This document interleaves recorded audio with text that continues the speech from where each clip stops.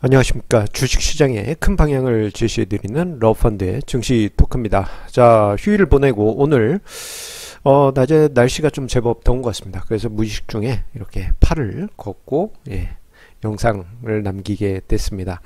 자, 오늘 증시 토크 주제는요, 좀 시장이 오늘 무겁게 흘러가고 있죠. 뭐 휴일 보내고 좀 그래도 반등이 나올 줄 알았더니 뭐 여러 가지 악재들이 쑥쑥쑥 올라오면서 시장을 짓누르고 있습니다. 그 중에서도요. 자, 미국의 장기 금리가 크게 상승했다라는 것이 자, 우리나라 증시에 악영향을 미치고 있는 상황입니다. 자, 장기 금리 지난달 마지막 주에 미국 연준이 기준금리를 인상하고 난 후에 미국의 10년 채권금리와 30년 국채금리가 슬금슬금 상승하기 시작했습니다. 특히 어제 밤 사이에는 10년 국채금리가 12bp 0.12%포인트나 상승하면서 자, 3.2% 바로 직전까지 상승을 하게 됐습니다. 거의 뭐 2년 전 2016년 중반 대비해서는 10년 국채금리가 거의 2배 넘게 상승한 상황이다 보니까 어제 12bp나 두 자릿수나 상승했다라는 그러한 흐름이 시장의 부담으로 작용되고 있는 것으로 보여집니다. 자, 그런데요. 자, 이러한 미국 장기채 금리 뭐 악재로 나쁜 뉴스로 그렇게 해석될 수도 있지만 한편으로는 또 다른 관점에서도 해석을 할 수 있습니다. 자, 그러다 보니 좀 이에 따른 해석이 뭐랄까 좀 헷갈릴 수도 있는 혼란을 불러올 수도 있는 그런 부분이 있어서 오늘 증시 토크 주제로 잡았습니다. 자, 일단 어제 미국 장기채 금리가 상승한 이유부터 한번 생각을 해보도록 하겠습니다. 어제 밤사이에 미국 장기채 금리가 12bp 0.12%포인트나 상승을 했습니다. 이건 매우 이례적인 현상이고요. 거의 한 2015년 이후 거의 한 3년 만에 발생한 두 자리 수준의 장기금리 상승이라고 볼 수 있겠습니다. 자, 그 이유를 보게 되면요. 여러 가지 이유가 있습니다만 지금 미국이 완전 고용 상태에 접어들었다라는 점, 그러면서 뭐 아마존의 임금이 올라갔다라는 부분이 또 임금 상승 압력을 높여서 전체적으로 물가 압력을 높일 것이다라는 그러한 가능성을 키웠습니다. 물가가 상승하게 되면 자연스럽게 금리 수준이 전체적으로 높아지게 되는 그런 효과가 발생되게 되죠. 특히 최근에 유가가 급등하고 있어서 통계적으로 물가 상승 가능성이 점점 높아지고 있습니다.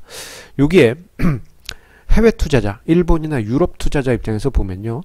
자, 미국 국채를 사기 위해서 환해지를 하고 사야 되는데 환해지의 수합 비용이 너무 크다 보니까 미국의 채권금리 3% 수준을 감안하더라도 이게 타산이 안 맞는다라는 그런 그 실제 투자 관점에서의 상황이 나타나다 보니까 미국의 채권 수요가 일시적으로 감소하면서 장기채 가격이 상승했다라는 분석도 있습니다. 그리고 자, 이번 11월 중간선거에서 트럼프 대통령의 공화당이 상하원을 모두 장악할 가능성이 높다.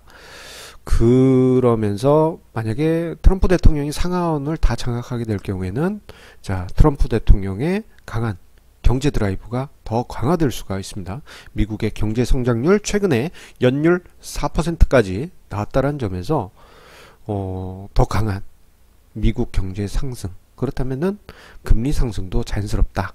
예, 특히나 장기 금리 상승은 경제에 대한 자신감, 이런 부분이 있기 때문에 자, 시장에서는 여러 가지로 자, 어제 장기채 금리 상승을 해석을 하고 있습니다.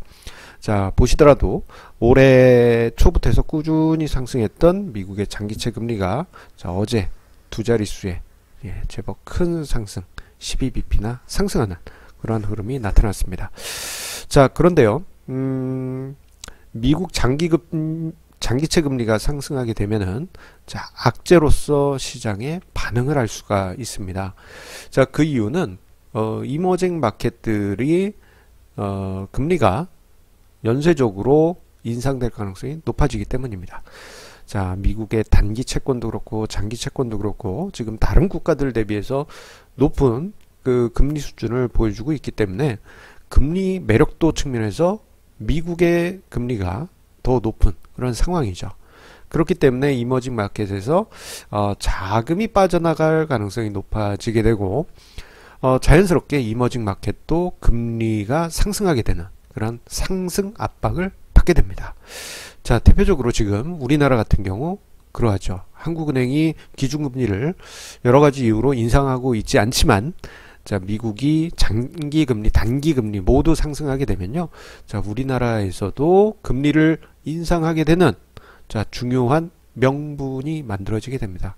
자, 한국은행도 어떤 금리를 인상하기 위한 시기와 명분이 필요한데 명분이 만들어지기 시작하고 있습니다.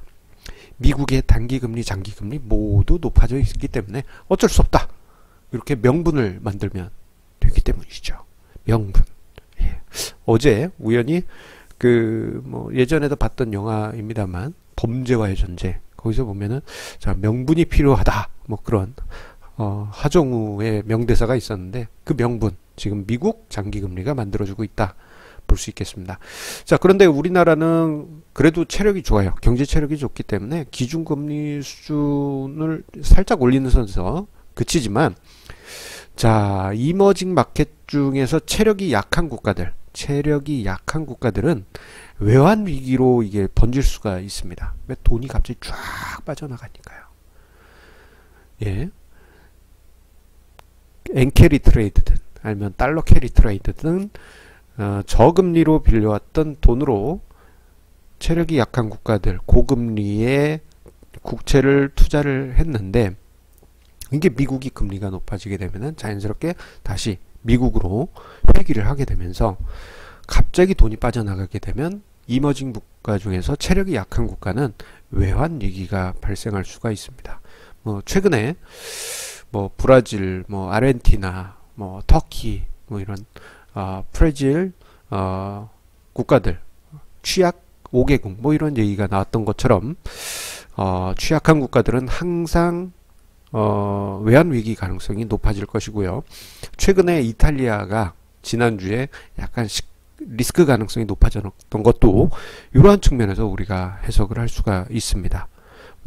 보통 저런 상황에 빠지게 되면요, 취약한 국가들은 금리를 0.25% 포인트 올리는 수준이 아니라 파격적으로 1%, 2% 이렇게 팍팍 올리게 되죠.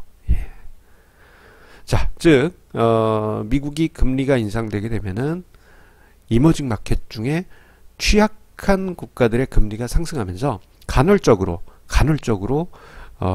이런 취약한 국가들의 디폴트 가능성이 제기되고 그에 따른 악재가 갑자기 펑펑펑 하고 터질 가능성이 높습니다. 자, 그런데요.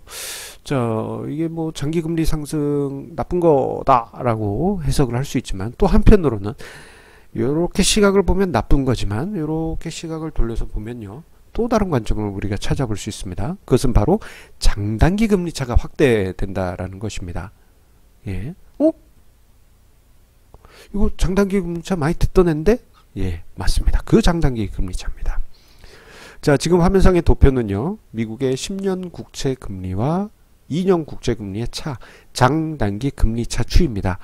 자, 오랜 기간 그 장단기 스프레드가 축소 국면에 있었고, 특히 미국의 단기 금리가 상승할 때마다 이 장단기 스프레드는 주기적으로 계단식으로 이게 뚝뚝 떨어졌어요. 그런데 이번에 9월에 금리 인상 후에는 약간 다른 그런 현상이 나타났습니다. 잠깐 하루 출렁 스프레드가 0.2% 20bp를 향해 떨어졌지만 그 다음에는 바로 반등하더니 자, 어제 장기금리가 크게 상승하면서 32bp 0.32%포인트까지 크게 도약을 했습니다. 한번 지우고 다시 한번 볼까요? 시장에서 예상은 저도 그렇게 생각했습니다만 이번 기준금리 인상하면 장단기 스프레드가 급격하게 줄어들어서 턱걸이 빵 부근에서 턱걸이 하거나 또는 역전할 수도 있지 않을까 싶었는데 워낙 미국 경제가 튼튼하고 인플레이션이 그래도 강한 수준에 있다 보니까 저렇게 장기 금리가 상승하면서 아이러니하게도 장단기 금리 차가 또 다시 벌어지는 그러한 현상이 나타나고 있습니다. 자, 그렇다는 얘기는요. 자, 우리가 장단기 스프레드가 역전되면 나쁘다. 일단 최소한 단기적으로 배드 뉴스라고 생각을 했지 않습니까? 그런데 이 장단기 스프레드가 다시 확대되었다는 것은 뭐 나중에 다시 축소가 되겠지만, 자, 뒤로 몇 보, 예, 악재로서의 해석은 뒤로 몇 보 물러났다. 그렇게 볼 수 있겠습니다. 예. 즉 장단기 스프레드 역전이라는 악재가 잠시 사라진 것입니다. 자, 그렇기 때문에 지금 시장의 해석은 좀 혼란스러울 수 있습니다. 왜냐하면 장기금리가 너무 갑자기 상승하기 때문에 이건 나쁘다라고 해석을 하지만, 또 한편으로는 장단기 스프레드 역전이 지연되면서 해석의 차이가 발생할 수가 있습니다. 즉 호재로 해석할 수도 있고 한편으로는 악재로도 해석할 수 있어요. 귀에 걸면 귀걸이, 코에 걸면 코걸이, 그렇게 해석이 될 수가 있습니다. 하락장이 났다 그러면 장기금리가 너무 가파르게 상승해서 나쁘다라고 해석을 할 거고요. 그리고 반대로 상승했다 그러면은, 시장이 상승했다 그러면 장단기 스프레드가 확대되면서 시장의 부담이 줄어들었다. 왜? 장기금리가 상승해서 장단기 스프레드가 벌어졌으니까. 그렇게 해석할 수 있습니다. 귀에 걸면 귀걸이, 코에 걸면 코걸이, 그런 식이 돼버리는 것이죠. 자, 그렇기 때문에요, 이렇게 판단하기 어려울 때는 이렇게 생각하시는 것이 마음 편합니다. 예. 어떤 한쪽 호재, 악재로 판단하는 게 아니라 다른 관점, 전혀 다른 관점으로 해석하는 것이죠. 첫 번째로는요, 확실한 것 중에 하나는 지금까지 겪었던 변동성, 올해 확대될 것이다 라고 말씀드렸는데, 그렇게 확대된 변동성보다 더 큰 변동성이 나타날 가능성이 있다. 예. 상승하면 하락하면 뭐 이렇게 크게 오르거나 크게 폭락하거나 그럴 가능성이 높습니다. 그리고 또 한편으로는 부실 국가들, 이머징 부실 국가들에게서 나쁜 뉴스들이 쥐레처럼 생각지도 않았는데 여기서 펑, 저기서 펑, 이러한 현상들이 나타나게 될 것입니다. 그리고 마지막으로는요, 미국의 장단기 스프레드 역전시키기가 지연됐지 않습니까? 예, 일단 딜레이 됐어요. 저 정도로 튀어가면요, 적어도 한두 달은 좀 딜레이 됩니다. 자, 그렇다는 얘기는 정말 우리가 두려워하는 장단기 스프레드 역전, 그에 따른 시한폭탄의 버튼이 눌려지는 시기가 뒤로 미뤄졌다 볼 수 있겠고, 그 얘기는 정말 무서운 시기까지 시간을 조금 더 벌었다, 그렇게 우리가 해석을 할 수 있습니다. 이게 흑 아니면 백식의 그런 극단적인 논리가 아니고 전혀 다른 관점에서 우리가 시장을 볼 수 있는 것이죠.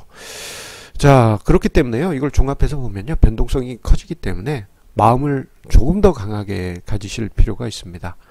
자, 뭐 오늘 당장에 제법 깊은 시장 하락이 나오고 있고, 업종별로는 뭐 폭락 수준의 업종도 나올 정도로 변동성이 또 확대되고 있습니다. 자, 그런 때일수록 어떤 마음을 조금 더 강하게 가지시고, 자주 강조드립니다만, 여기서 주가지수가 하락하면요, 시장은 훨씬 저평가되고, 그리고 국민연금이 더 사들일 수밖에 없습니다. 자, 그리고 더 중요한 것은 시장이 변동성이 커지게 되면요, 주식시장 참여자들은 비이성적으로 행동합니다. 비이성적으로 행동한다는 것은 아주 큰 다른 관점에서의 기회를 만들게 됩니다. 왜 비이성적인데 기회가 만들어지나요? 그거는 제가 한번 내일 증시 토크에서 이야기를 드리도록 하겠습니다. 예. 매일 저희 증시 토크를 들으시는 분들께서는 뭐 대략 짐작은 하고 계시겠습니다만, 내일 준비하도록 하겠습니다.